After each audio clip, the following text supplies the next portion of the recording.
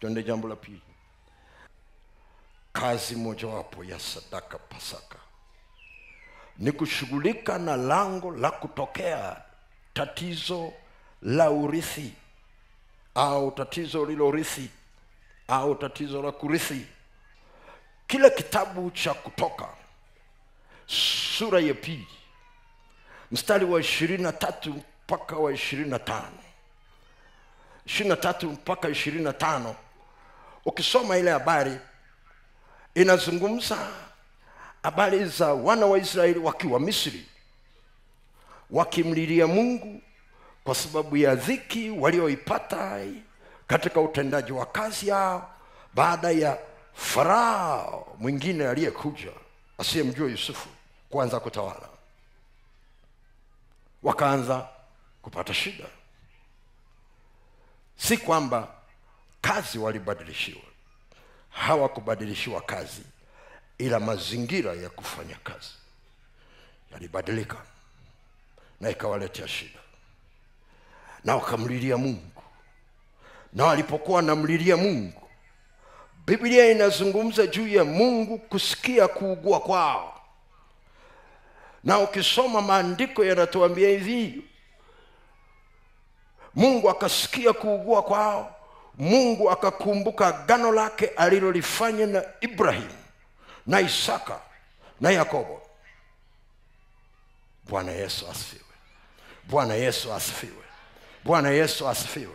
Okay, alikuwa anazungumza kitu gani? Hawa watu wanamlilia shida walizonazo kazini. Mungu anakumbuka agano ambalo lilifanyika zaidi ya miaka 400. Unamlilia Mungu shida, alafu anakumbuka agano ambalo wala halihusikani na wewe kiutendaji, lilifanyika na watu wengine. Analikumbuka hilo. Wengine bado hawajanisikia. Unamlilia wewe, anakumbuka agano. Anasikia kuugua kwako, lakini anakumbuka agano. Kwa hiyo ukishasoma namna hiyo inakulazimisha, hata kama hutaki, labda kama hutaki kuelewa, akishasema akalikumbuka agano, usiendelee kusoma kitabu cha Kutoka, tafuta hilo agano. Na utaenda utalipata kwenye kitabu cha Mwanzo sura ya 15. Sura ya 15 ule mstari wa 13 mpaka wa 16. Walikuwa wanafunga agano, akizungumza juu ya urithi. Wanazungumza nani atakayenirithi. Mungu ameniacha nikienda hivi. Alikuwa anazungumza kitu cha kurithi, nani atakayerithi. Wakaingia agano kwa utoaji wa sadaka. Na kati ya mazungumzo aliyozungumza nao Ibrahim, alichoambiwa, anaambiwa ya kwamba watu wako, manake kizazi chake, kitaenda kutumikia taifa lingine, lakini baada ya miaka 400 takirudisha. Wakati anazungumza naye hana mtoto. Anasema siku ambazo wana wa Israeli walikaa Misri mpaka siku hiyo walipokuwa wanatoka, zilikuwa miaka 430. Si watu wengi sana wanaelewa kitu gani kiliwakwamisha miaka 30. Maana muda wao wa kutoka ilikuwa miaka 400, ndio ahadi inasema. Lakini walitoka miaka 30 baadaye. Kwa hiyo miaka 30 wamekaa mahali pa kutoka. Sasa mimi sizungumzii miaka 400 waliokaa, nazungumzia miaka 30 waliokaa getini kwenye lango. Unasema ni lango la kitu gani? Lango la muda, kiagano. Wengi hawajajua ya kwamba muda una mlango. Mungu anaishi kwenye umilele, lakini akaamua kumweka mwanadamu kwenye muda. Kwa hiyo kabla mwanadamu hajaja, Mungu aliumba kwanza nyakati. Unasema aliumba lini? Kasome Biblia yako. Biblia inaposema hapo mwanzo, alipokuwa anasema hapo mwanzo, alikuwa anatengeneza mwanzo. Kwa hiyo alipokuwa anatengeneza mwanzo, alikuwa anatengeneza gate, anatengeneza lango la muda.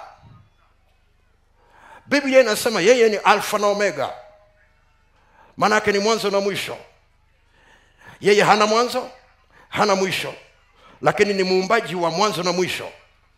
Kwa namna ambavyo anatengeneza katikati ya Alfa na Omega, kuna vipindi tofauti tofauti vya muda, na katika kila hizo nyakati ambazo zina lango lake, kuna tukio muhimu linakuweko mbele yako ambalo unahitaji kuingia, lakini lazima upite kwenye lango la muda. Mnamkumbuka Yusufu, mtoto wa mzee Yakobo, ambaye baadaye aliitwa Israeli? Si mnamkumbuka? Akiwa na miaka 17, Mungu alimuoteshea ndoto za maisha yake ya baadaye na ya familia yake, akiwa na miaka 17. Ile ndoto haikutimia mpaka akiwa na miaka 30, akiwa Misri. Akiwa na miaka 30 ndio anachaguliwa kwa waziri mkuu, anapewa nafasi ya kuwa waziri mkuu, na ndoto yake katimia hapo na kutengeneza mazingira. Na unaona baada ya miaka mingapi? 6, miaka 8, miaka 7 ile ya shibe, ulipoanza ule mwaka wa kwanza ya njaa, ndugu zake wakajitokeza, wakamsujudia kama alivyoota, na walikuwa hawamtambui. Sasa unisikilize, ndugu zake walimkasirikia sana alipowasimulia ndoto. Unapopigwa vita, usijaribu kujibu mapigo bila kujua kwa nini unapigwa vita.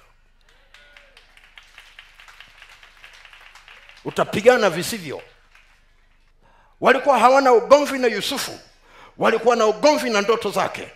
Asingeota ndoto wasingemuuza, asingeota ndoto wasingemtumbukiza kwenye birika lisilokuwa na maji, asingeota ndoto wasingemfunga ile minyororo na kawa mtumwa na kwenda kuuzwa.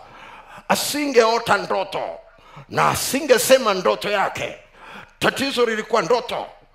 Na kitu gani walikuwa wanapinga? Wanajaribu kubadilisha nyakati za zile ndoto ili yule mtu asije akafikia ndoto aliyokuwa nayo. Unapigwa vita ofisini, cheki ni time gani unaopigwa vita. Kwa sababu kama kipindi chako cha kupandishwa cheo kimesogea, alafu unapigwa vita, pigana kwa hekima. Kwa sababu kinachowindwa sio wewe, kinachowindwa sio kazi yako, linawindwa gate lako la kupandishwa cheo. Angalia juu ya kuoa au kuolewa. Cheki vita unayoikuta wakati muda wako umesogea wa kuoa au kuolewa.